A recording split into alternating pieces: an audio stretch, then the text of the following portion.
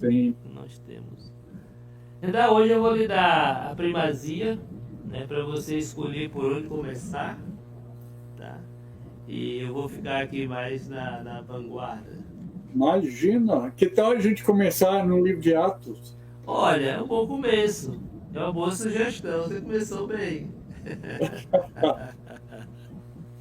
Nós trabalhamos na última vez, onde foi? Nós falamos da parte do Evangelho chegando a Samaria. Isso. No capítulo 8, não foi? Isso. É isso mesmo. E nós trabalhamos bem nessa parte, não foi? Foi. Foi bom. A parte lá de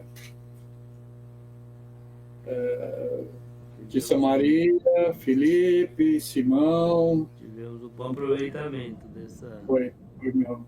Vamos pegar aqui a segunda parte, né, do capítulo 8, Filipe e o eunuco etíope. É uma história linda, né? Uhum. Então, mas eu não fiz nenhuma anotação hoje, viu? Sem problema. Mas essa história a gente conhece bem, dá para falar bastante coisa, não é verdade? Dá com certeza. Né? Isso. Há uma coisa. Bom, deixa isso para depois. Mas falar um pouco sobre o contexto desse encontro, né? O que acontece, né? O que acontece que faz com que esse homem viaje para Jerusalém. Sim, sim.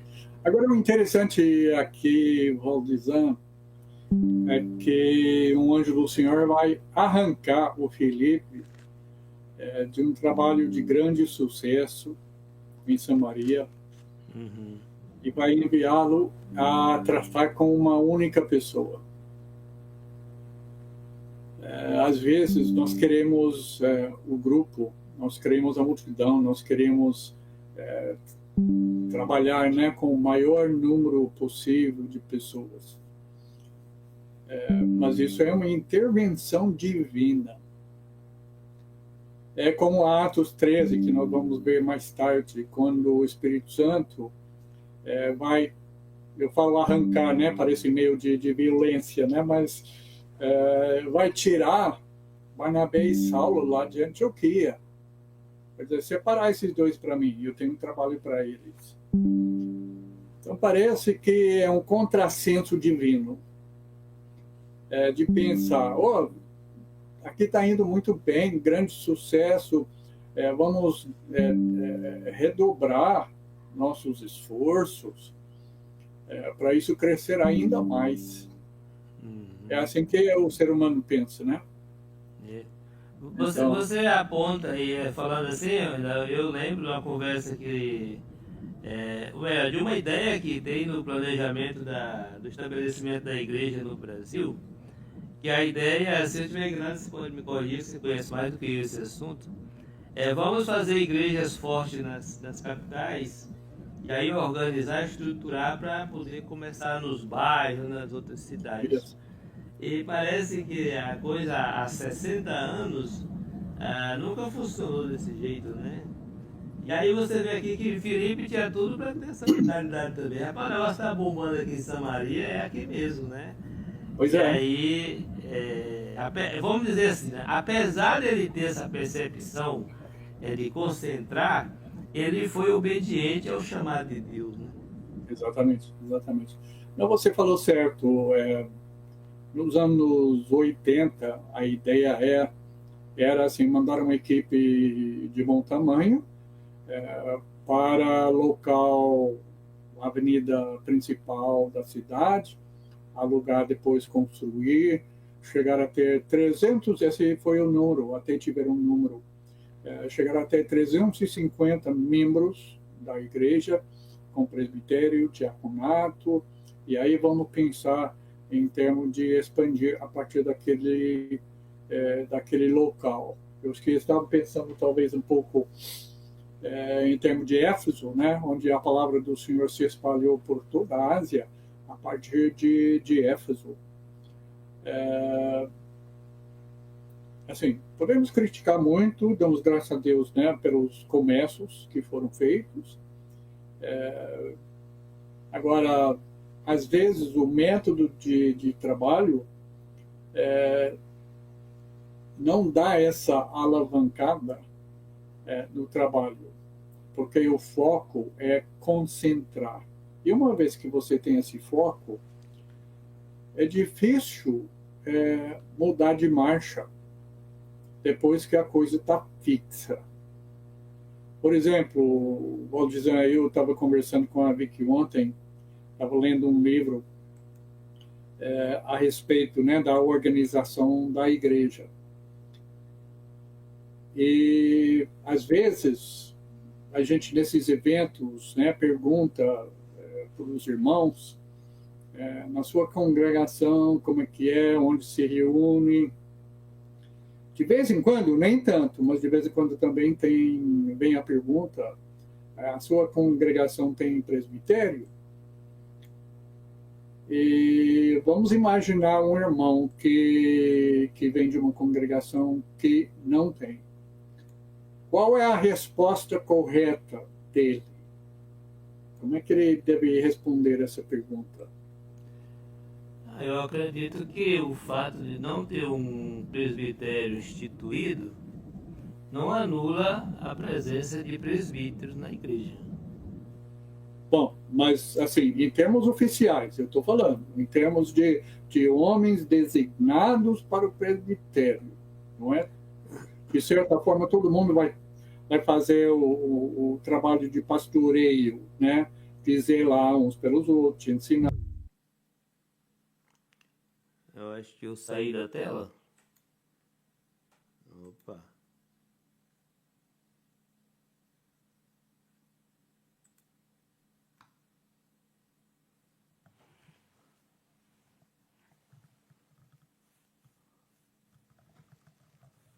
Será que fui eu que saí aqui?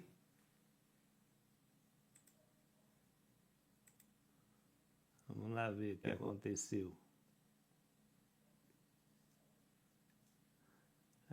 Rapaz. Ainda não. Estamos ligados? Então, fui eu que saí. Tá. Estamos ainda conectados aí ao serviço lá de YouTube, não sei o quê. Isso. Olá. Reinaldo, tá ouvindo? Eu estou ouvindo. Então pode continuar, tá tudo certo agora. Ok. A gente estava desligado lá do YouTube e dos outros serviços? Caiu aqui só no Jitbit. O restante estava tudo certo, tá tudo certo. Ok. Eu continuei falando como se eu estivesse falando. Mas foi bem rapidinho, não perdemos quase nada. Do mundo todo, né? Então, mas eu falo para você, porque você perdeu, né? Geralmente um irmão vai falar assim, vai falar não, né? Não temos. Sim, verdade. Agora, talvez a resposta mais correta seja ainda não. Ainda não. Porque mesmo sem presbitério, a congregação precisa viver aquela expectativa de uma hora ser formado o presbitério. Mas, às vezes, uma congregação continua por tanto tempo, que já não tem mais essa expectativa. Sim. Já está vivendo assim, né, naquela famosa reunião dos homens, né, administrativa, que, dependendo, pode virar uma coisa bagunçada. Verdade. Me parece, Reinaldo, o que parece é que os irmãos eles não têm assim, bem a clareza assim, vou dizer assim, do crescimento da igreja, né? Então, a igreja ela se apresenta como uma igreja madura quando ela chega a esse topo do presbitério. Isso é a minha forma de ver, sabe? Então, o objetivo de uma congregação, todas as congregações devem chegar a esse momento, né, de ter o seu presbitério. Me parece que isso está dentro do alinhamento de Deus, né, o que Deus, como Deus desenhou. Como é que seria? Então, o ponto máximo é quando a igreja tiver o presbitério. Sim. Parece que é isso. Então, muitas vezes a gente percebe que as congregações não têm talvez esse conhecimento, e por isso não tem não almeja esse tipo de coisa. Chega até vamos dizer assim, ela chega até a emperrar o seu crescimento e colocar dentro da sacola do orgulho dos homens. Aqui tem presbítero, mas quem cuida da igreja são os homens mais novos, porque os mais velhos aí não sabem nada. Sabe? Essa ideia de que para ser o presbítero, muitas vezes, tem que ser alguém que passou por uma instituição formadora, ou então deve ter alguma formação superior, né? Aquele modelo religioso que se uma pessoa trabalhava no banco e se converteu, tem que ser o tesoureiro. Sei lá, tem que dar um cargo, uma função especial, sei lá, alguma coisa assim. Perdoe meu pecado. Imagina. Mas tudo isso vem ao encontro aí dessa ideia que você mencionou, né? E que nós estamos vendo contrafluxo, né? Uma indicação ao contrário da ideia humana. Porque acontece o seguinte, nós compramos aquela ideia do profissionalismo, tanto que antes de eu chegar no Brasil, assim, eu gostava muito do irmão Ellis Long, ele faleceu, né, recentemente, e ele foi o principal recrutador de equipes missionárias no início desse programa de recrutamento de equipes missionárias. Ele foi a pessoa principal. Depois a coisa começou a desandar e hoje não tem nada a ver com aquela proposta original, né? Não é coisa nem da igreja mais. Não é. Então eu tinha muito respeito pelo irmão eles. A minha e a nossa decisão de vir ao Brasil ocorreu fora daquele programa, mas eles nos deram uma ajuda, até que ele disse, eu fui conversar com o presbitério que organiza e supervisiona o nosso trabalho e eles me permitiram ajudar vocês, né? Porque eles não nos recrutaram. Então, fomos lá, estudamos bastante coisa com ele, mas o irmão Ellis falou assim, pegue esse aqui é um folheto, né, um informativo de não sei quando, que eu publicava, aí, de 97, aí tem hora que coisa assim flutua, né, no topo lá da pilha dentro de papel, mas estou usando como se fosse cartão de visita, tá bom? E o Ellis falou assim, não, pega um cartão de visita, coloca seu nome e seus dados e tal, e coloca professor da Bíblia. Professor da Bíblia. Isso já estabelece assim, com a ideia, né, da escola da Bíblia e tal, mas isso já estabelece uma distinção de clero e laico. Sim. Clero e leigo. E uma vez que você começa isso, você não consegue sair daquilo. Não consegue. Então, vocês têm os profissionais, e isso transfere da escola da Bíblia para a congregação.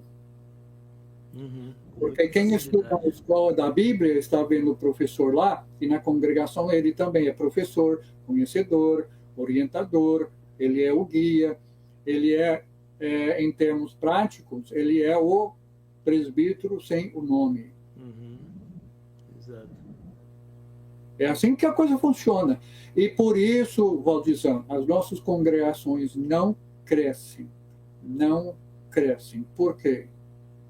Porque nós temos o clérigo e leigo, e quem faz o trabalho era o clérigo. E isso se encaixa perfeitamente dentro da cultura religiosa popular, de ter o sacerdote, de ter, né, o pastor, de ter, né, a pessoa oficial lá, né, assim, de colar religioso, né, ou de gravata né, e terno, os profissionais. Nunca vai haver profissional suficiente para fazer o trabalho da igreja, porque ele vai ficar atrelado ao trabalho onde ele está. E é por isso, a meu ver, é o Randall falando, ok? É por isso que, a meu ver, esse modelo que veio sendo implantado aqui no Brasil funcionou só até certo ponto. Só até certo ponto. Porque nem todo mundo trabalha. Você tem pessoas que ocupam uma cadeira. Ou, no caso de alguns lugares, um banco, né? Sim. Tinha um irmão que escreveu um artigo recentemente, ficou falando do prédio da igreja. Bom, muitas congregações não têm prédio, amém, que haja muito mais sem prédio, porque prédio é um peso muito grande, muito grande. E tenho dúvidas se prédio é mais vantagem do que desvantagem. Mas, falando, você tem pessoas ocupando o espaço. Podem até fazer muito bem alguma coisa na frente da congregação no dia das reuniões. Vão fazer orações, vão dirigir uma reflexão, meditação para a ceia, para a oferta. Talvez até vão fazer uma pregaçãozinha, não é? E isso eles chamam de os trabalhos da igreja. O trabalho na igreja não acontece no domingo na reunião. O trabalho da igreja é lá fora, no evangelismo. E foi isso que Felipe foi chamado a fazer aqui em Atos capítulo 8. Ele foi chamado, diz aqui no texto, no versículo 26, ele foi chamado por um anjo do Senhor. Felipe, saia dessa congregação que está, como você falou, gostei, está bombando aqui o trabalho. Está bom demais. Precisamos até de mais obreiros para aproveitar essa receptividade, blá, blá, blá, blá, blá. Né? E o anjo do Senhor fala para Felipe, vá para o sul, saia daqui. E Felipe muito bem podia ter falado mais o seu anjo. O texto não diz se fosse Gabriel, né? Só diz um anjo do Senhor. Ô, seu anjo. Mas olha tanto o trabalho que tem aqui. Mas ele não discutiu. O texto diz aqui no versículo 27, ele se levantou e partiu. Estava gostoso. Sabe o que tem no sul? Deserto. Deserto. E ele vai pregar para uma pessoa, e pior ainda, Valdizão, ele está pregando para uma pessoa que está indo embora da terra de Israel, que vai lá para Etiópia. O que tem em Etiópia? Não tem congregação lá? O que nós vamos fazer com essa pessoa? Como é que nós vamos inserir essa pessoa dentro de uma congregação? Que chance essa pessoa tem de uma vida espiritual em Cristo? Vai ser a única pessoa naquela região. Não faz sentido. Deixa eu ficar aqui em Samaria. Deixa eu trabalhar, porque tem muito trabalho, muita receptividade. Para que nós vamos assim, lá para o deserto ensinar uma pessoa que está indo lá para a África? Lá não tem perspectiva nenhuma. E eu lembro, Valdizar, eu vou falar isso para minha própria vergonha. Eu lembro, às vezes eu conhecia uma pessoa que queria estudar a Bíblia, mas que morava lá longe, não tinha congregação, e eu sentia assim um pouco de desespero. Eu falei, eu vou ensinar essa pessoa à toa. Porque mesmo que a pessoa chegue a ser imersa para receber o perdão dos pecados, vai voltar para casa. E que perspectiva essa pessoa vai ter no seu local sem congregação? Agora já mudei totalmente, já me arrependi, tá, Baltizar? Já me arrependi. Por quê? Falei, oh, que bom! Que bom, essa pessoa é de um local onde não tem congregação. Essa pessoa vai ser as primícias do reino de Deus naquele local. Vai ser os primeiros frutos. Pode ser ponta de lança para um novo trabalho. E eu acho que é isso que nós precisamos ler dentro de Atos, capítulo 8, lá daquele sucesso que era Samaria, para ensinar uma pessoa, coitadinha, tudo bem, ele era alto oficial dentro daquele reino da rainha Candace, não é? Mas aí ia ser mais complicado ainda. Como é que ele vai alcançar pessoas assim da elite? Ninguém vai querer saber, não é? Mas ele seguiu a orientação do anjo do Senhor. Ele levantou e partiu. E é isso que Deus está sempre fazendo conosco, Baltizar. Verdade.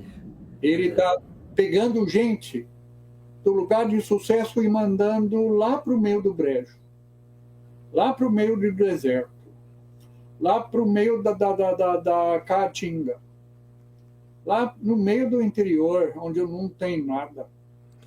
Ele está nos enviando para converter uma única pessoa que, humanamente falando, não tem perspectiva nenhuma, não tem congregação, não tem possibilidade de trabalho. E olha o que Deus faz. Agora, o que aconteceu com esse homem depois, ninguém sabe. Mas pressupõe-se que o Senhor não ia deixar esse homem ir embora. Sim. Sem ter uma condição, uma estrutura. De repente, ele mandou alguém depois para instruir, para ajudar. Mas ele já começou bem. Uhum. Porque ele estava fazendo o quê naquela carruagem? Lendo a palavra, né? Ele estava lendo a palavra de Deus.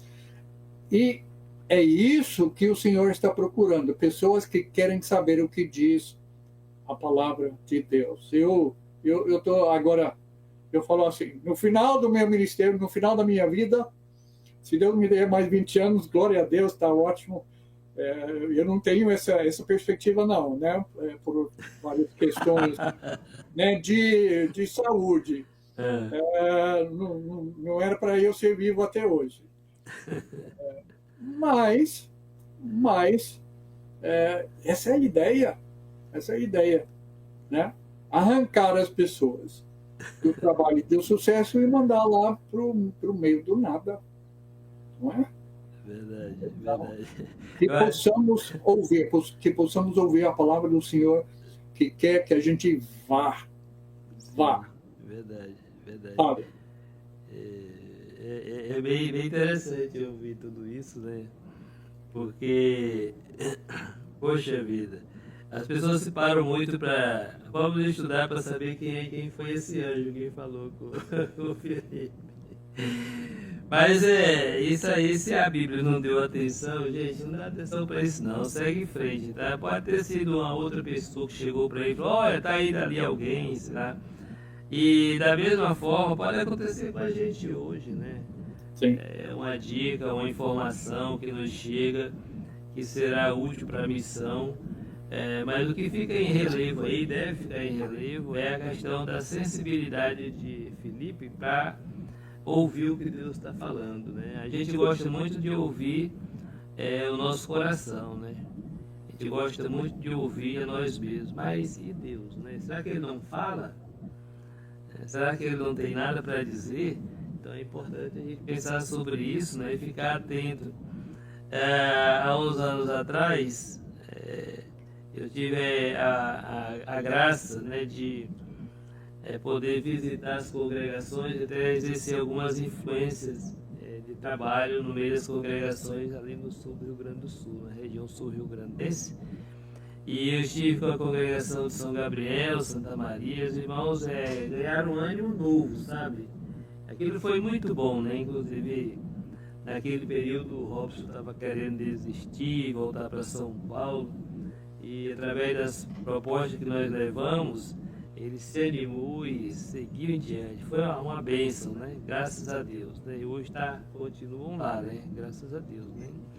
Então essa visão, né? Para além das quatro paredes, né? Para além do conforto, é essencial, principalmente hoje em dia que a gente é envolvido com as grandes metrópoles, a gente esquece que a gente, mesmo vivendo nas grandes metrópoles, a gente ainda permanece em um deserto, caminhando na direção do céu, né? E para a gente chegar lá, precisa dar atenção a essas coisas todas, né? Quantas pessoas estão aí que não querem sair de São José dos Campos para trabalhar, para servir ao Senhor em alguma outra cidade, porque estão os olhos voltados para o próprio mundo, né? É o secularismo, é o profissionalismo, é não sei o que das quantas. E isso é diferente em todas as cidades do Brasil e no meio da igreja de um modo geral, né? As pessoas estão muito preocupadas no sucesso nesse mundo, né? E esquecem de que o sucesso já foi conquistado, nós só temos agora que tomar posse, né? Filipe, ele poderia, né, ficar ali, ele desfrutava da companhia dos homens mais influentes de Samaria, né? Ele tinha ali praticamente, em termos religioso, tinha a cidade aos seus pés, né? Era um homem que fazia milagres de verdade, né, e tudo, mas ele não se deixou levar por aí, seguiu ali o caminho que Deus direcionou para ele, né? Uma carência, né? A irmã Noemi, lá naquele ponto que ele estava falando sobre o presbitério, ela falou assim que ela não entendia por que é tão difícil estabelecer presbíteros ou presbitério na igreja, se tem tantos homens que fazem um trabalho de pastoreio na igreja e tudo mais, né? E aí você vê nessa colocação alguma coisa de fragilidade, né? Porque fazer a coisa boa é a responsabilidade de todos, né? As qualificações de um presbítero é o desejo de Deus para todos os homens da igreja, né? Agora, nem todos têm a vocação, né? Nem todos têm o desejo. E nas qualificações, às vezes, nem todos têm também, né? Então, é preciso que a gente tenha isso. Agora, por que não é instituído um presbítero, oficializado como presbítero da igreja? Não deve fazer as coisas boas? Claro que deve, né? Independente para poder continuar fazendo as coisas boas. A questão talvez seja outra.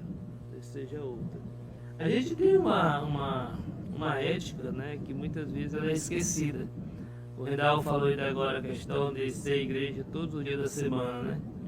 Às vezes a gente percebe que alguns irmãos esquecem. Então, quando eu chego no final de semana, domingo, aí veste a capa religiosa e vai para os cultos fazer o serviço da igreja. Quando é no meio da semana, tira a capa e vai viver a vida do jeito que dá, né? Que quer, né?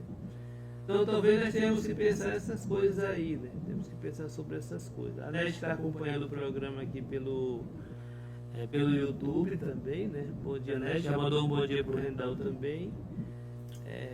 Bom dia. Muito bom tê-la de volta. Ela falou assim, a irmã Noemi disse que... deixa eu ver aqui o comentário do irmão Severo. Filipe não pensou assim, nem Pedro, para ir à casa de Cornélio. Sim, é verdade. Pedro relutou um pouquinho, né? Sim. Filipe não, mas Pedro relutou bastante, né?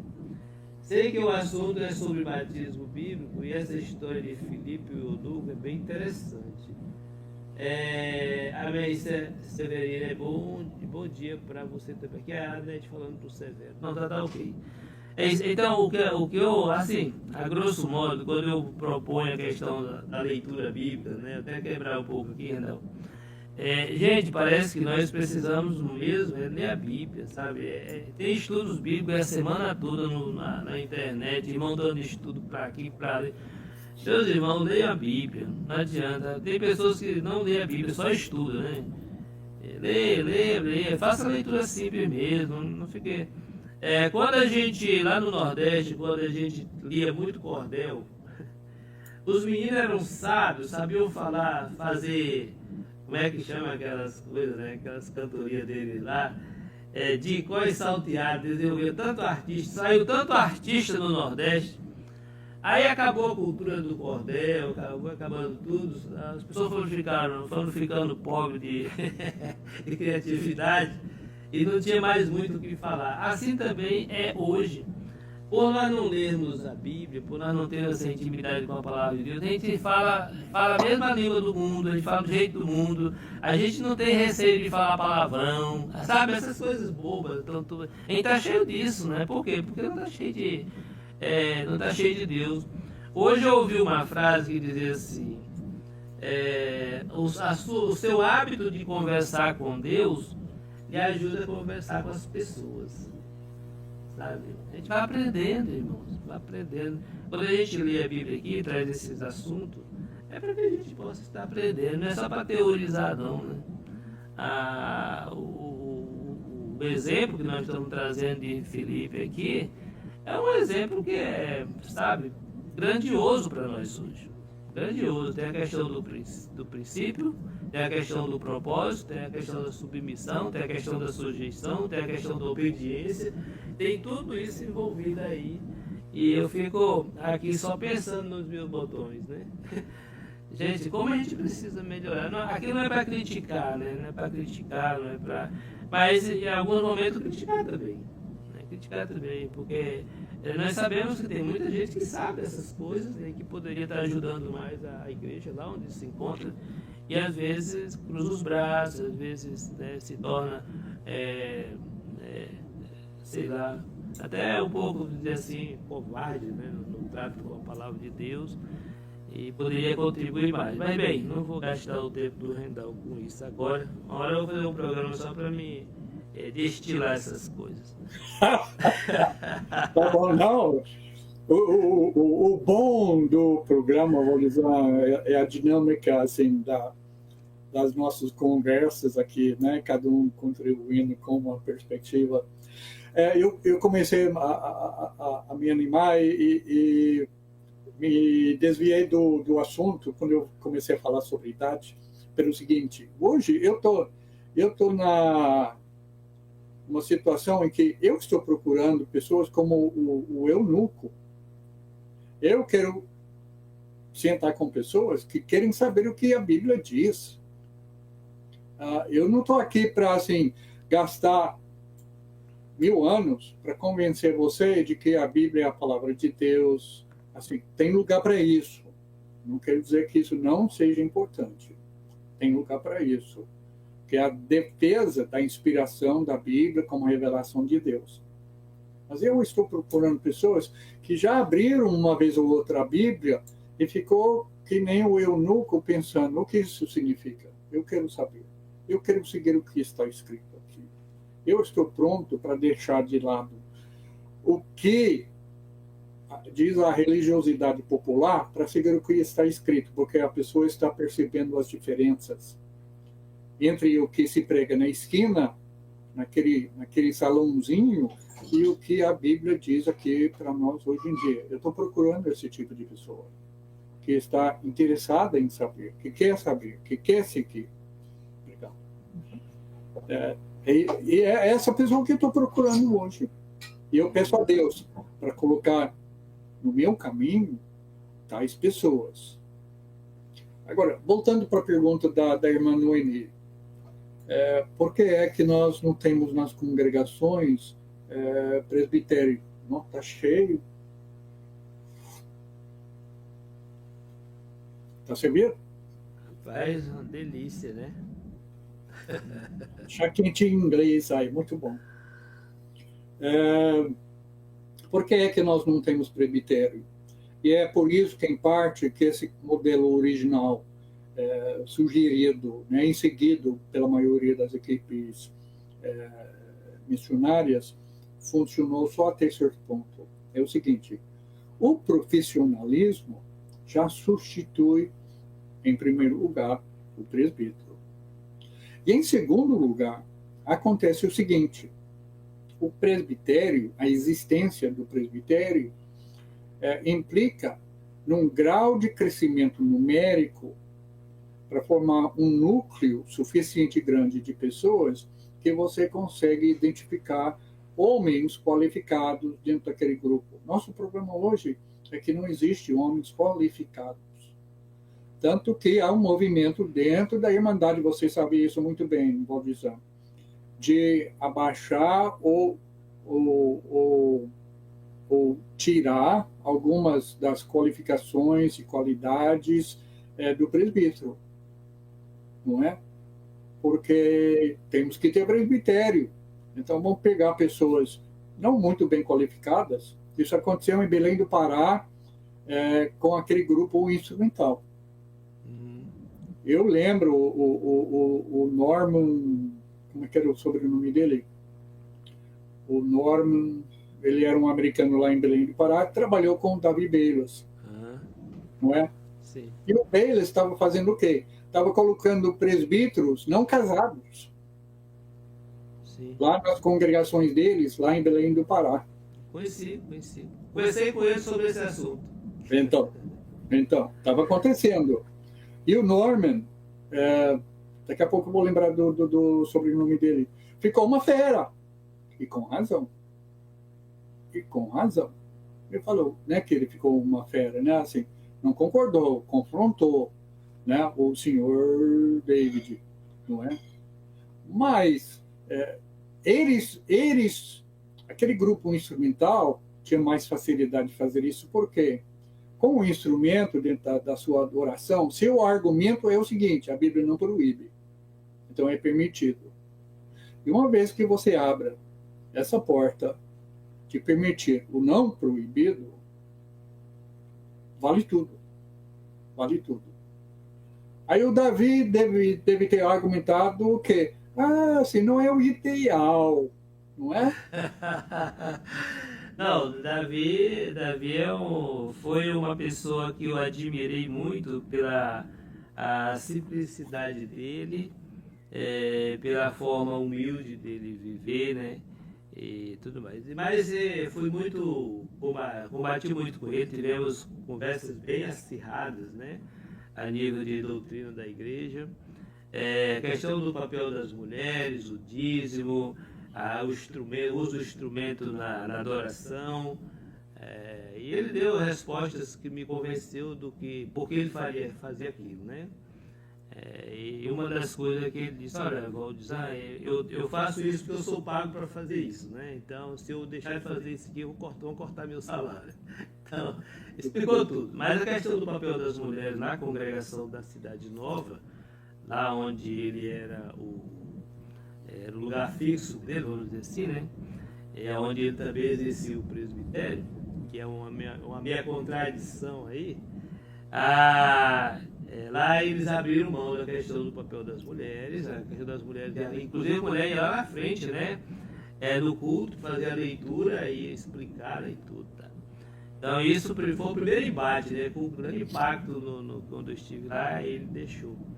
Agora a questão do presbitério, ele começa a primeira congregação em Coraci, né? Exatamente onde eles estavam agora, mas em Coraci, que é um bairro afastado um pouquinho do centro, né? E lá eles estabelecem o primeiro presbitério, e entre os presbíteros estava quem? O missionário, né? E se for julgar pelo que a Bíblia diz, você conheceu Davi Bayless, sabe que ele tinha uma situação totalmente contrária ao que a Bíblia ensina sobre as qualificações de um presbítero, né? Ele mesmo não tinha qualificação. Depois, na Cidade Nova, depois de um tempo, ele mesmo instituiu um presbitério lá totalmente desqualificado, né? Desqualificado, foi questionado inclusive pela minha esposa Cláudia, né? Em uma reunião lá que eles estavam estruturando outra reformulação. Então, um negócio totalmente fora da casinha. Mas o que me chama a atenção, olhando para essas coisas, é que esses exemplos ruins deveriam nos ajudar a refletir para fazer coisas boas. Sim. Mas hoje o que a gente vê é que essas coisas ruins têm ganhado corpo, né? Ao ponto do que a gente fala sobre a Bíblia virar quase uma coisa estranha. Poxa, e é assim mesmo que é? Por exemplo, eu falei que há uma questão lá na colocação da irmã Noemi, Porque nós estamos muito pensando em fazer coisas boas, né? Fazer coisas é o nosso lema, né? O que é que eu faço? Quero fazer uma coisa. Mas Deus, primeiramente, não nos chama para fazer nada, Ele chama para nós sermos alguma coisa, né? Então, quando a gente se torna alguma coisa, Deus nos usa para fazer a obra dele, né? Antes disso, Ele não vai usar ninguém, né? Nós temos aí uma ala grande, né? Inclusive, aqui nós temos a presença do Giovanni, lá de Porto Alegre. Giovanni, ele sabe muito bem do que eu estou falando, porque ele teve conhecimento dos fatos.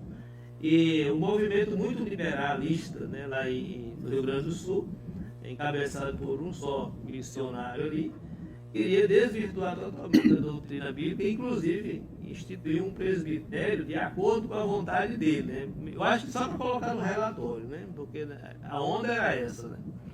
Então, problemas. Só que essa não é uma particularidade de lá. E muitos daqueles que nós até prezamos como conservadores da doutrina também estão envolvidos no mesmo pacote, né? Sim. Então fica difícil ainda hoje para a gente embasar, sei lá, não sei nem como a gente enfrentar, né? A não ser permanecendo na palavra, né? Deixa eu ler o comentário do Giovanni, que ele deixou 2 comentários aqui. Bom dia, Pai de Cristo, que Deus coloque não só na vida do irmão Rendal, mas de todos os irmãos em Cristo, pessoas subiu aqui, pessoas de paz, que são pessoas que já buscam a Deus, né? Aí o segundo comentário, a igreja em Antioquia, em Antioquia não tinha presbíteros, conforme Atos 13:1. Não podemos apressar a nomeação de presbíteros desqualificados pela ansiedade de ter presbítero na congregação. Está correto. Eu não sei se eu posso, eu acho que eu posso concordar com o Giovanni na questão de não ter um presbitério formado lá em Antioquia. Não sei se Rendal tem um comentário sobre isso. No terceiro comentário, ele colocou, é melhor nomeação de presbítero onde tal nomeação não sofra nenhum tipo de censura. Ou seja, os homens não serem repreensíveis, né? É preferível, nesse caso, irmãos exercendo a função de presbítero sem ser nomeado. Rendal, você colheu alguma coisa desses comentários? Então, só reforçou uma coisa que eu ia falar antes aí, voltando para a pergunta da irmã Noemi. Por que não temos presbitério, mais presbíteros nas congregações aqui no Brasil? Eu vou dizer por quê, em parte. É porque todos os irmãos não estão evangelizando. Nós estamos dependendo de 1 ou 2, no máximo, para fazer o evangelismo, e não há aquele crescimento que a gente precisa para formar um núcleo grande o suficiente para que homens qualificados possam surgir. Então, vamos partir logo para a solução. Vamos deixar de ficar reclamando e falando de dor de barriga. Qual é a solução? Evangelizar. Eu, você e todos os irmãos saírem de casa. Eu não vou falar nem sair dos prédios, porque aqui nós não temos e não queremos. Não queremos. Mas vamos sair na rua catando. Você entende a palavra, né, Valdir? Ensinando. Batizando. Vamos cumprir a grande comissão por todos nós. É o que não tem acontecido quase em lugar nenhum nas congregações aqui no Brasil ou em qualquer parte do mundo, porque nós ainda estamos trabalhando com a ideia de clérigo e leigo. Nós damos outros nomes, mas nós não conseguimos fugir dessa situação triste de alguns poucos profissionais fazerem o trabalho. Temos que sair convertendo as pessoas. E Deus vai abençoando as congregações com homens qualificados. mas todos nós temos que fazer o trabalho. Todos nós. Então, aí que está a pergunta. Quem é que você ensinou no último ano, pessoalmente? Ah, não, eu não tenho dom. Eu também não tenho. Mas pare com isso. Como é que você vai cumprir se você é um irmão e uma irmã fiel a Cristo? Como é que você está se cumprindo ou deveria cumprir? Como é que você vai cumprir a grande comissão? Nós não temos outra missão. Até nessa obra, Valdizano, sobre vícios da igreja, o último capítulozinho que eu vou escrever é que se a igreja tem uma missão ou três. Porque é muito comum descrever o trabalho da igreja em três partes: evangelismo, edificação e benevolência. Até aí tudo bem. Mas a benevolência não é a missão da igreja. Agora, nos Estados Unidos virou. Você tem ministérios que movimentam milhões de dólares todo ano, recebem de quase todas as congregações para ir nesses desastres naturais, levando mantimento, levando água, levando as coisas. Isso não é nosso trabalho. Nosso trabalho não é levar assim, água e mantimento para uma área de desastre natural. Mas nós temos ministérios montados, bem equipados, que consomem da Irmandade Americana milhões e milhões e milhões de dólares por ano. Mas isso não é a nossa missão. Quer dizer que não devemos ajudar? Não estou falando isso. Eu estou falando que não é a nossa missão. Também não é a nossa missão a edificação da igreja. Nós trabalhamos na edificação, eu ainda publico a revista Edificação. Não é? Eu não sou contra. Entendam bem o que eu quero dizer. Mas esse não é nosso trabalho. A edificação pode ser incluída, de certa forma, e até a benevolência, na ideia qual é o alvo da igreja, o que deve ser o alvo de todo cristão. E Pedro vai definir esse alvo em 1 Pedro 1, versículo 9. Qual é o alvo da nossa fé? A salvação das nossas almas. A salvação das nossas almas. Tudo que a gente faz tem que ser canalizado para cumprir esse alvo, para cumprir essa missão. Jesus veio para fazer o quê? Quantas e quantas vezes Jesus disse: vocês estão vindo aí porque vocês estão ganhando um pãozinho. Vocês estão ganhando o almoço. E quem não quer, que nem o governo, né, para dar uma cesta básica, né, e estão vindo para a igreja para ganhar uma cesta básica, né, o aluguel, né, do mês. A igreja não existe para isso. Mais uma vez, não estou dizendo que não podemos ajudar as necessidades das pessoas. Aqui em São José, Verdade. A gente ajuda demais todo mês, necessidades que surgem aqui mesmo em São José, aqui no estado de São Paulo e no Brasil inteiro. Ajudamos. Mas essa não é a nossa missão. Não é. Então, voltando. Como é que nós vamos resolver o problema da falta de presbitérios nas congregações no Brasil? Agora, já falei o seguinte, Valdizano. Nesse blogzinho que eu estou escrevendo para o pessoal do Projeto Alcance, né, dessa nova fase, grupo de trabalho, eu estou falando o seguinte: uma vez que você, dentro de uma congregação, estabeleceu um jeito de trabalho, aquilo vai continuar daquele jeito. Dificilmente você vai conseguir mudar alguma coisa. Eu sei por experiência própria.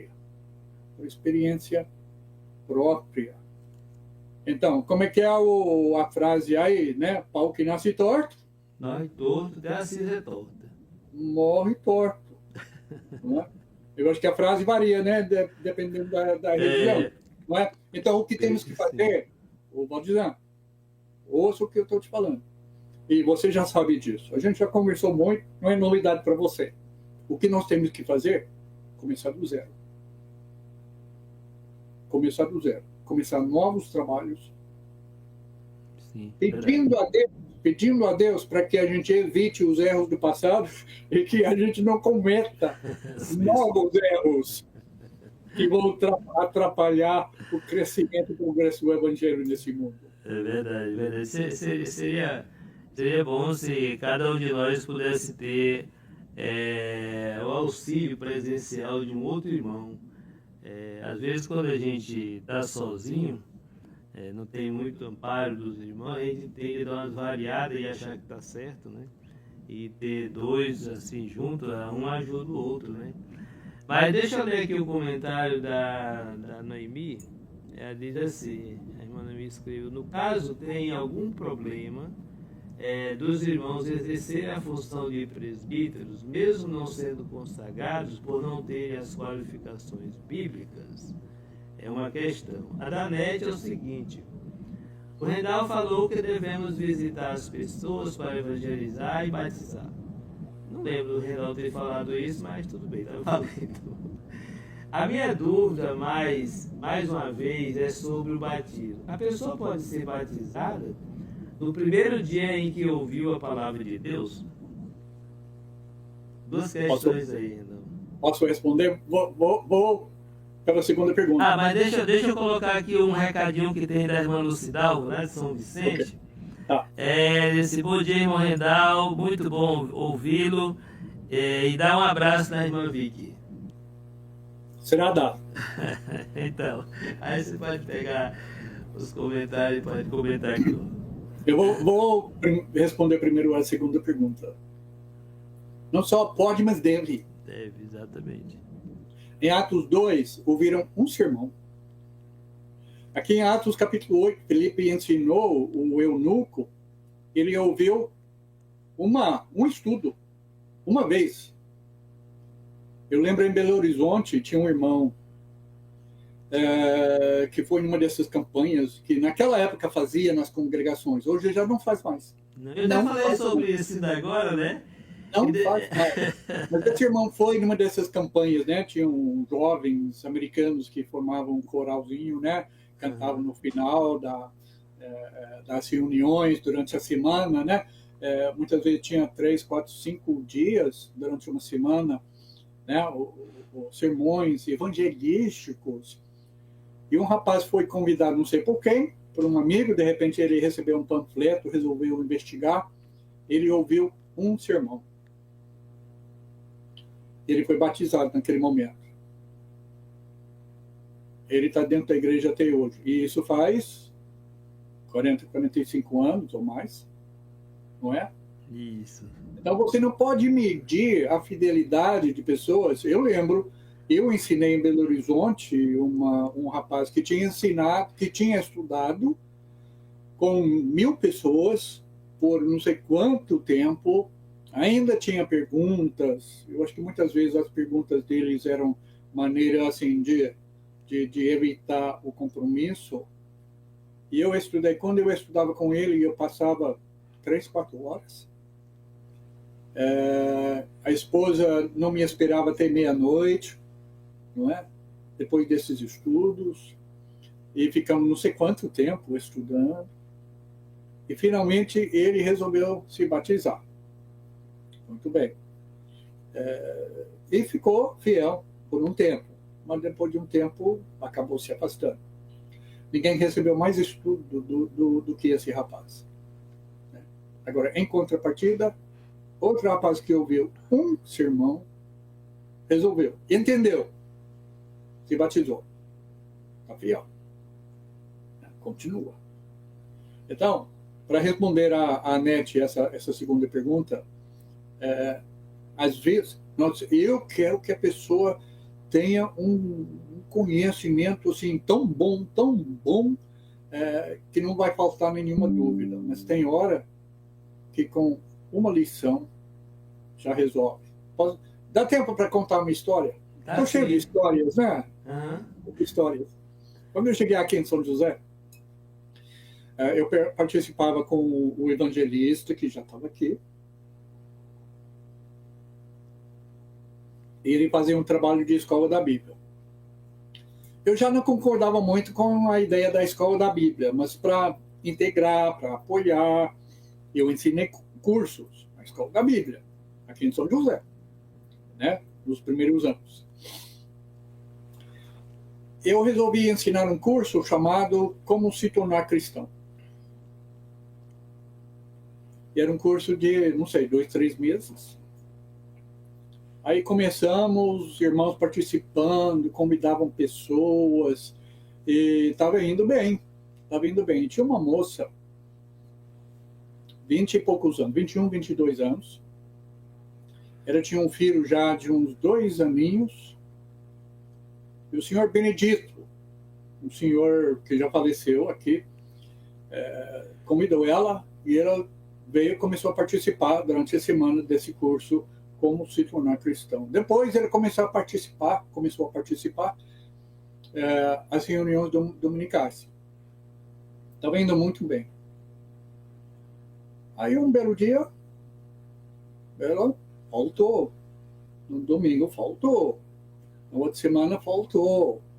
E eu perguntei para o seu Benedito, cadê a Maria? O nome dela era Maria. Não sei, dá para o senhor assim, procurar saber como ela está, por que ela parou. Tá, eu vou procurar. Já te contei essa história, Valdizão? Não, ainda não. Não. O senhor Benedito voltou. Ele falou, ela está morta.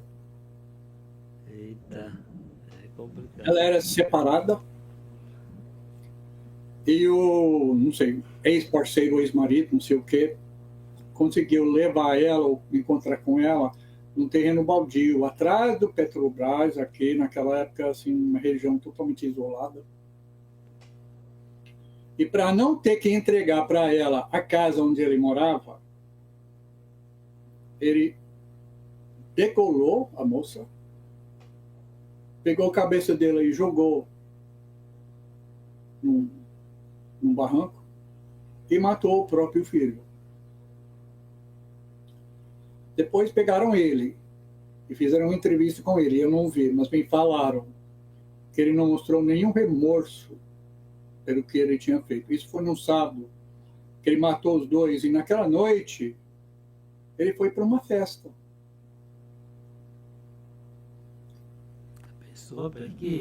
Agora, Valdizan, naquela época a gente pedia o pessoal para preencher um formulário, né? Nome da pessoa, endereço, contato, né, de telefone. Eu acho que naquela época não tinha nem celular, não é? Isso foi bem no início meados dos anos 90, vai. E embaixo eu tinha colocado uma pergunta: por que é que você está querendo fazer esse curso? E ela colocou uma única palavra. E eu tenho esse formulário até hoje. Uma única palavra. Por que você está querendo fazer esse curso? E ela colocou a palavra salvação. Salvação. São coisas que mexem muito, né, com a gente dentro de tudo isso. Mexeu comigo. Eu fiquei deprimido. Eu fiquei aqui passando semanas e semanas e semanas e ela vindo, e nunca cheguei ao ponto. Nunca cheguei ao ponto de dizer: Maria, hoje faça isso. Porque você não tem garantia de amanhã. 20 e poucos anos. Toda expectativa de uma vida assim longa. Mas nós não temos. Eu até modifiquei a minha maneira de ensinar as pessoas, apresentando todo o evangelho, os passos da salvação, desde o início. Porque se eu faço isso, o seu sangue não está na minha cabeça. Eu já falo para você tudo que você precisa saber. Talvez vai demorar um pouco mais do que a gente gostaria, mas eu quero que você tenha todo o conhecimento que você precisa para obedecer a Deus ser imerso para receber o perdão dos pecados e a redenção em Jesus Cristo e fazer hoje. Hoje. Por isso que eu insisti com a NET, né? Assim, lá alguns programas atrás. A NET, faça hoje. Faça hoje. Nós não temos garantia de nada, só do presente. Não é verdade? Então, e aí, até hoje, Valdizão, quando eu penso nisso, cai uma lágrima. Não é fácil não. Não é fácil, porque não. eu deixei de cumprir para com ela a minha responsabilidade de pregar todo o Evangelho. Bem, nós temos um exemplo, né, que nós vivemos lá em Recife. Nós fomos convidados por uns irmãos, né, que já nos conheciam, para ajudar com um curso que o Deixa a Bíblia Falar, né? Que estava se desenvolvendo muito bem, tinha um grupo bom que estava estudando lá, e eles queriam que a gente fosse apoiar, e eu fui apoiar. E ministrei esse curso. Na terceira lição, tinha uma jovem senhora que ia com o esposo dela, e ela decidiu se batizar. Os estudos eram à noite e terminavam por volta de 11, 11h30 da noite, né?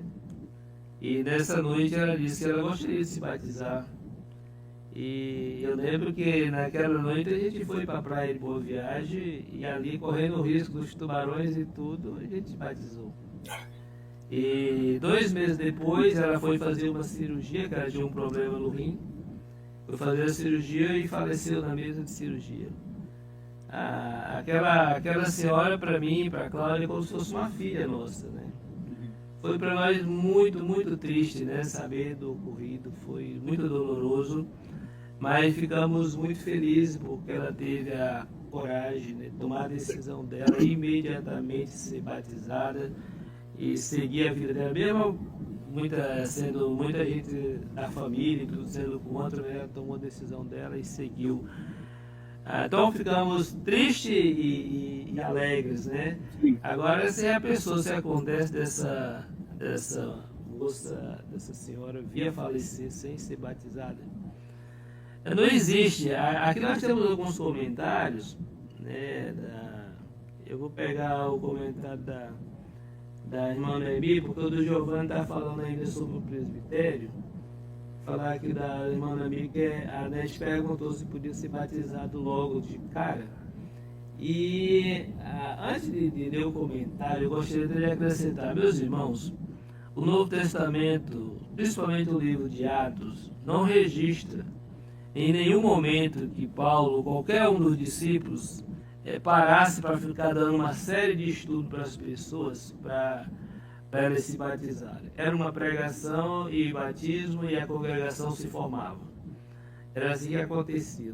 Que eu saiba, não tem nenhum registro de uma congregação que eles ficaram dando uma série de estudos. Não tem congregações que se formaram a partir de ouvintes, né? Como, por exemplo, a igreja em Colossos, aquelas regiões ali mais afastadas, que tiveram a oportunidade de conhecer a palavra, provavelmente através de Paulo, nos dias que ele teve na cidade de Éfeso, e aí essas pessoas levaram o evangelho para outras cidades. Mas não tem nenhum registro, porque o que nós queremos, me parece, é ensinar a doutrina do batismo, né, substituindo até a importância da morte de Jesus. Então ele quer esmiuçar o batismo todo. Gente, na minha pequena compreensão, a mensagem ela é completa quando ela mostra um salvador, um pecador e uma porta, entende? Então a pessoa escolhe se ela vai entrar naquela porta ou não. Agora, o que nós não podemos é pressionar as pessoas também a se batizar para vir para a nossa igreja, né? É um erro tremendo, né? Tremendo. Então o comentário da irmã Noemi diz assim: pode sim, desde que esse estudo seja sobre ensinar sobre o batismo bíblico. É importante saber o significado desse ato. A demora se dá porque faz a rodeio e não vai direto ao ponto. O Giovanni falou o seguinte: missão significa incumbência de alguém que alguém deve executar a pedido de alguém ou de ordem de outrem, encargo. Logo, corroboro com o irmão Rendal que a missão dada aos apóstolos é que evangelizassem. Essa questão, evangelizar-se, ela fica um pouco. Ela é bem assim. Como é que diz? É bem expansiva, né? Evangelizar-se. Porque o evangelizar, nós criamos a cultura do evangelizar dando estudo. E parece que a gente não entende o que a Bíblia diz. A Bíblia diz que a gente evangeliza vivendo. E a gente quer evangelizar só pregando a palavra, ensinando para os outros que a gente, na verdade, muitas vezes nem sabe, né? Mas quer ensinar os outros. A vida parece que não. Então, eu não estou dizendo que o irmão está falando está errado, eu estou falando que o termo ele é bem abrangente, né? A Anete colocou assim: Rendal, o pastor da congregação já marcou para o mês que vem o batismo, e são 4 ou 5 mulheres. Quando eu for batizada, eu vou tirar foto e envio para o Valdizan e o Valdizan envia para o Senhor, certo? Então, deixa eu falar para a Anete o seguinte. Essa marcação do batismo para o mês que vem já mostra para você que não é por um motivo bíblico. Exatamente. Né? Porque se fosse o batismo bíblico em nome de Jesus Cristo, ele faria isso hoje com você.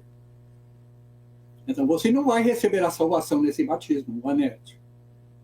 Noemi falou, né, em termos de ficar falando em rodeios aí. Eu acho que talvez graças um pouco à minha idade avançada agora, eu estou colocando meu pingo nos is. Eu quero falar para você exatamente o que você precisa saber. Né? Eu não vou enganar, porque eu estou longe de você. Eu não tenho nada assim a ganhar ou perder, digamos assim, falando a verdade com você. Mas eu falei no outro dia, falo de novo. Né?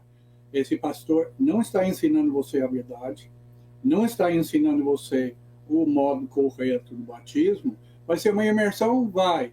Mas existe mais coisas sobre o batismo do que o modo de fazer. Você tem que ter o propósito correto.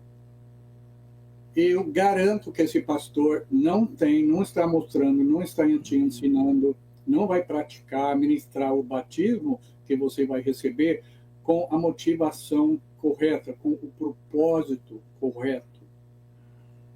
Então você precisa desmarque, porque o que você vai receber lá é uma mentira. E você precisa pedir assim um vizinho, qualquer pessoa, chame alguém lá de Maceió, né, que está mais ou menos perto, né, da NET, né? Chame alguém de Maceió, chame um vizinho, chame qualquer pessoa. É por isso que eu falei. Faça a coisa certa para dar certo, né, Renan? Exatamente. A gente não vê a coisa errada achando que vai dar certo.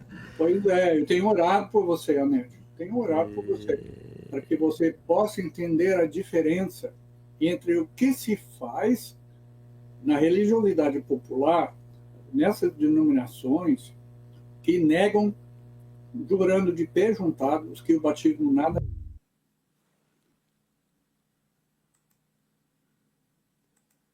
Voltei de novo a sair do negócio, rapaz. Espera aí.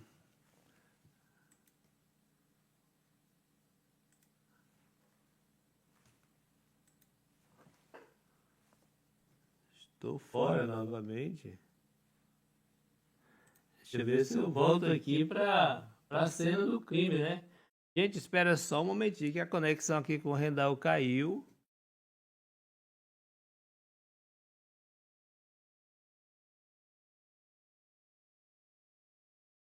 Caiu.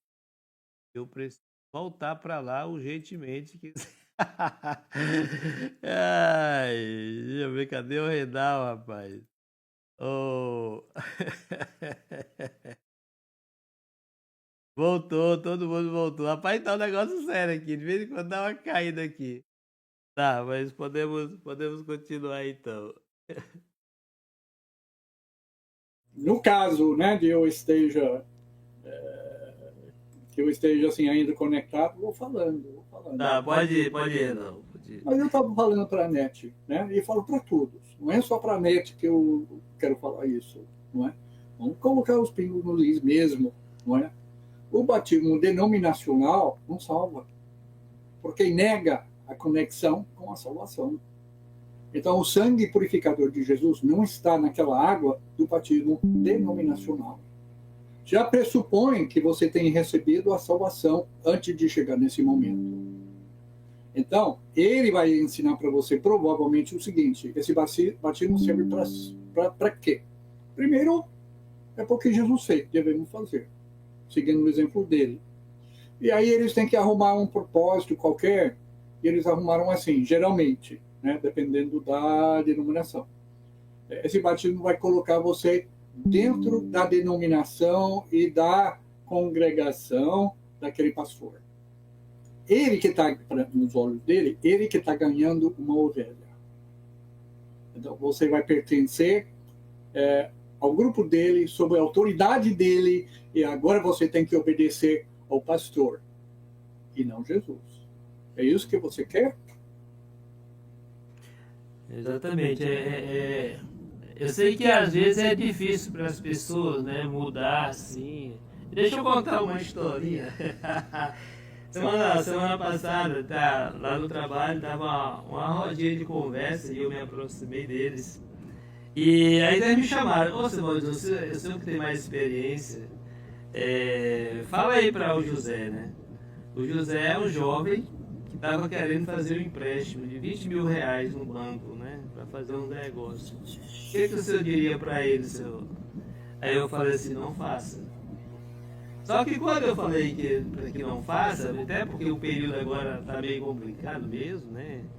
Ele começou a argumentar, né?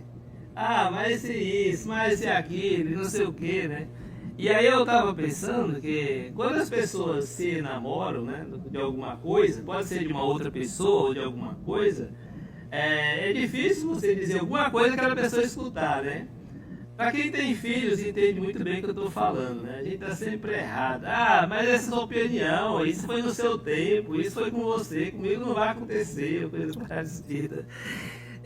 O que nós estamos falando aqui, no que diz respeito às escrituras, você vai ler hoje, vai ler amanhã, vai ler depois, daqui a 200 anos você vai ler, está do mesmo jeito lá, não mudou não. Quer dizer, se os homens não mudarem, tá lá, do mesmo jeito, não mudou. A palavra de Deus, ela não muda.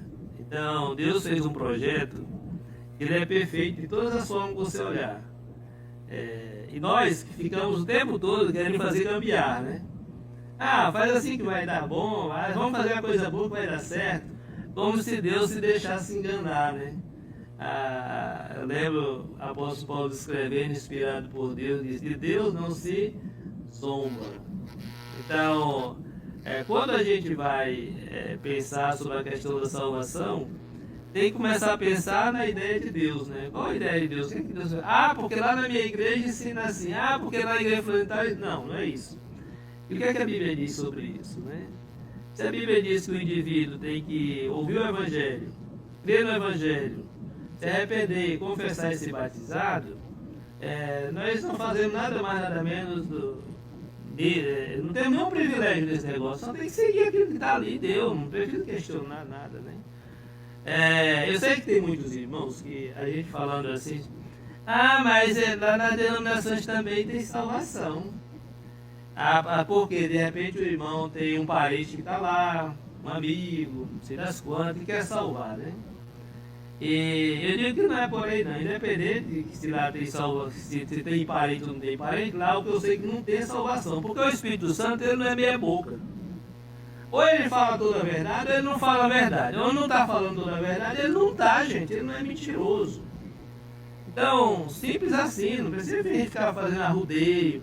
Porque se nas denominações tivesse salvação, por que nós estaríamos nos preocupando com outra forma de pensar? Então era só seguir eles, né? Inclusive a gente aproveitar dos prédios, ar-condicionado e tudo mais. Então, é uma questão, gente, que a gente não pode brincar, é uma questão que nós estamos falando de vida ou morte. Mas aí, independente da seriedade, é você que vai fazer a coisa ficar séria, que a decisão é sua.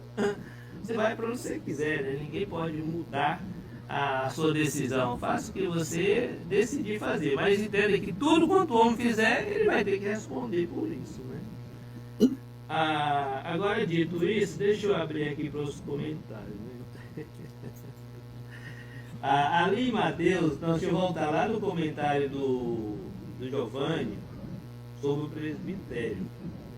Ele diz assim, olha,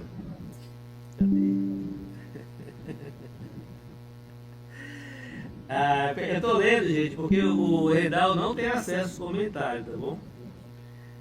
Mas não devemos esquecer que na nova aliança há outras várias determinações, como amar ao próximo, ajudar os necessitados, edificar a igreja e tantas outras determinações ou mandamentos. Tá?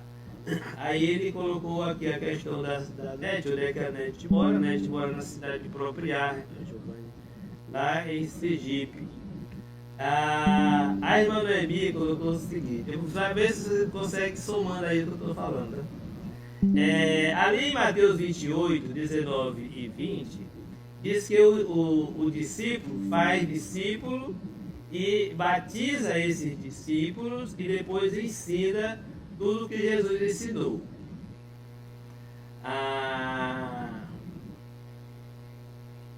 Deixa eu ver. A Anete respondeu aqui para o Giovanni e a Anete agradeceu pelas orações. Então, eu vou lendo aqui, você vai capturando aí, né? Não, eu tô ouvindo. A irmã Noemi disse assim, ó. Existem uns irmãos de uma cidade próxima, ela está no Rio de Janeiro, certo? Existem uns irmãos de uma cidade próxima que estão dispostos a realizar esse batismo da NET. É só ela dar essa oportunidade. Assim, com relação aos irmãos, não sei se eu falei com o Rendal, os irmãos lá de Aracaju estão dispostos a ir lá ajudar ela, sabe? É questão dela decidir. O Giovanni falou, Valdisan, eu falei no evangelizar no sentido escrito por Mateus, onde disse Jesus, ide por todo mundo e fazer discípulos de Cristo, quem crer e for batizado será salvo. Eu também entendi que você falou isso, Giovanni. Eu só disse que o termo evangelizassem, ele pode ter umas... o verbo começa a ter umas declinações diferentes, tá? A NET, o irmão Valdisan, tem o contato desses irmãos dos quais falei. Bom, é verdade. Inclusive, esses irmãos já entraram em contato com a NET lá, né? Depende só dela mesmo. O Giovanni disse assim, ó, em Manaus temos o irmão Alessandro Santos, que congrega na Igreja de Cristo no Centro. Ô Giovanni, fala mais sobre isso aqui, eu não entendi não. O que o irmão Alessandro, onde é que ele entra nessa história aqui? Eu não entendi direito. Aí o Sérgio Feijó disse o seguinte, só o fato de estar em dúvida ou estar aceitando o batismo diferente ou ensinando pelo Senhor, ao ensinar pelo Senhor, já mostra algo errado a partir do evangelismo anunciado por denominações. Bom, eu sempre tive isso muito claro para mim, sabe? Só mesmo falar as pessoas que, por exemplo, por acaso não têm algum conhecimento, que se deixam levar por esse tipo de coisa. E são muitos, viu? São muitos. Então tá aí a suma dos comentários. Ok.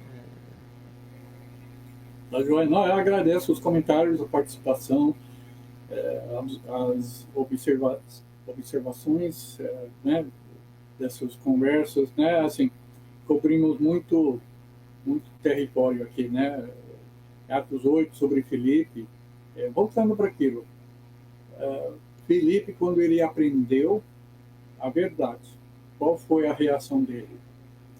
Estava lá no deserto. Deserto no sentido de mar, né? Onde não tinha habitação. Às vezes as pessoas dizem, mas se era deserto, tinha água?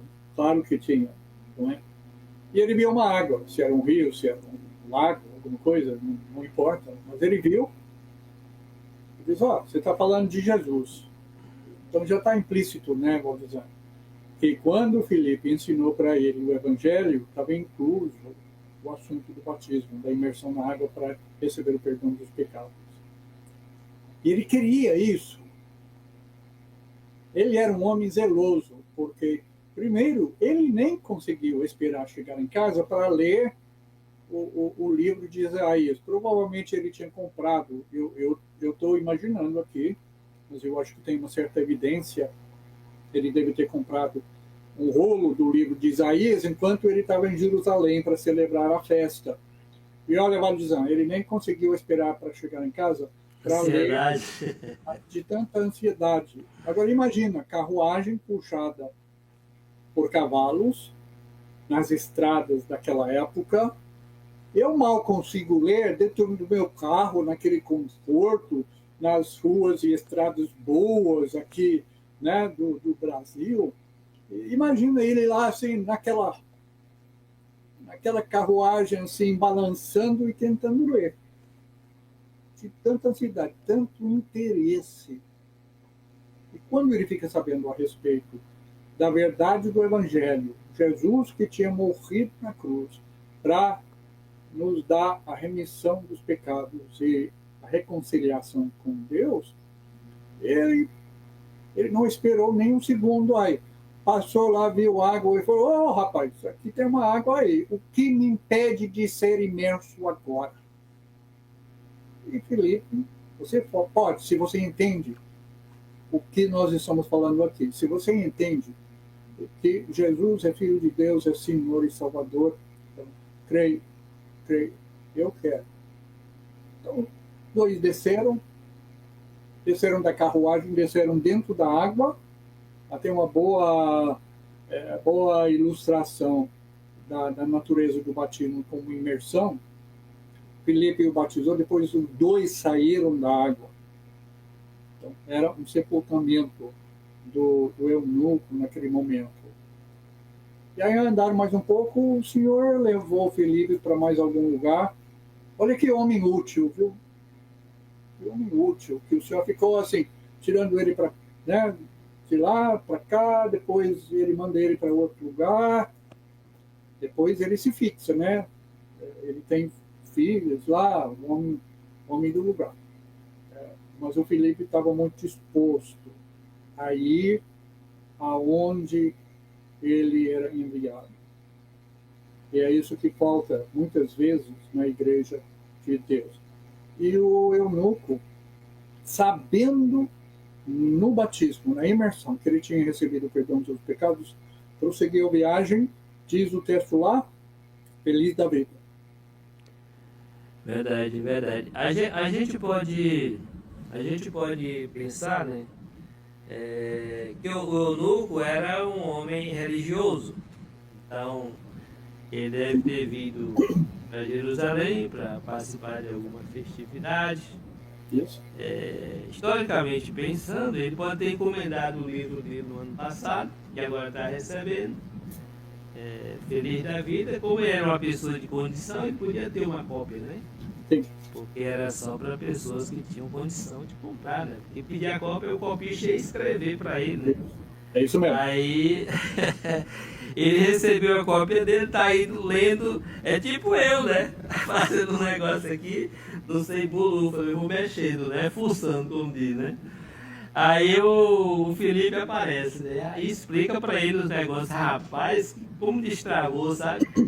Aí ele enxerga um lago ali na frente, diz, rapaz, aqui tem água.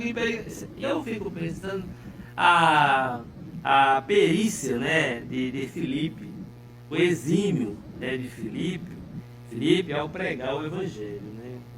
Ele faz questão, o texto vai dizer que começando por esse texto, falou de Jesus. E falar de Jesus significa, de fato, explicar o propósito da vida de Jesus e como o homem alcançar, corresponder a esse propósito, né?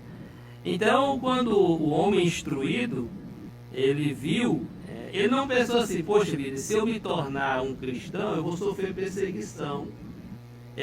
Se eu me tornar um cristão, eu vou perder meu emprego. Se eu me tornar, eu vou primeiro chegar em casa, eu vou conversar com minha família, eu vou pegar umas orientações com os conselheiros lá lá do Império, e aí para ver se dá certo esse negócio, né?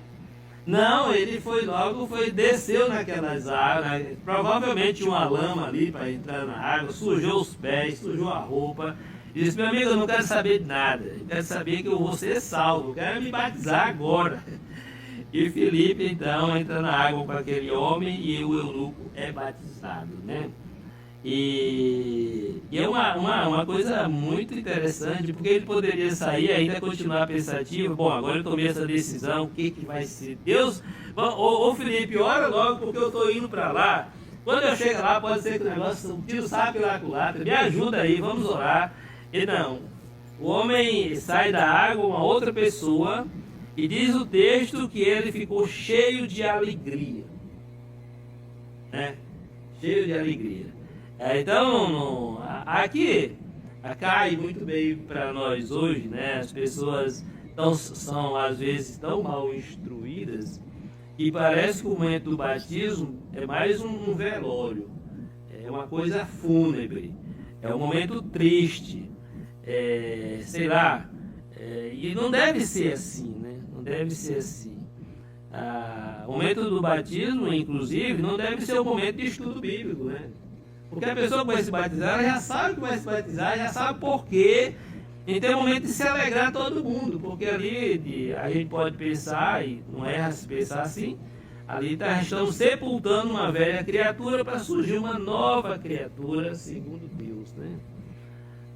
Então, eu estava lendo a minha versão bíblica aí quando eu falei que ele prosseguiu a viagem aí feliz da vida, né? Exatamente. Então, quando a gente olha hoje, estou olhando algum comentário aqui a respeito dessa questão de decisão, né? Eu sei que para muita gente, nós tivemos, parece que foi na Bahia, lá em Salvador, não estou bem certo com a congregação, teve uma jovenzinha, me parece 14, 15 anos, que se batizou e a família expulsou de casa. Não sei se o Redel chegou a saber, chegou a ter conhecimento dessa história. Dessa específica não. Foi expulsa de casa. Então acontece muito. Agora, quando a pessoa compreende, né, ele está disposto às vezes, a passar por essas coisas, mas jamais ele vai negar, né, a fé dele em Cristo Jesus.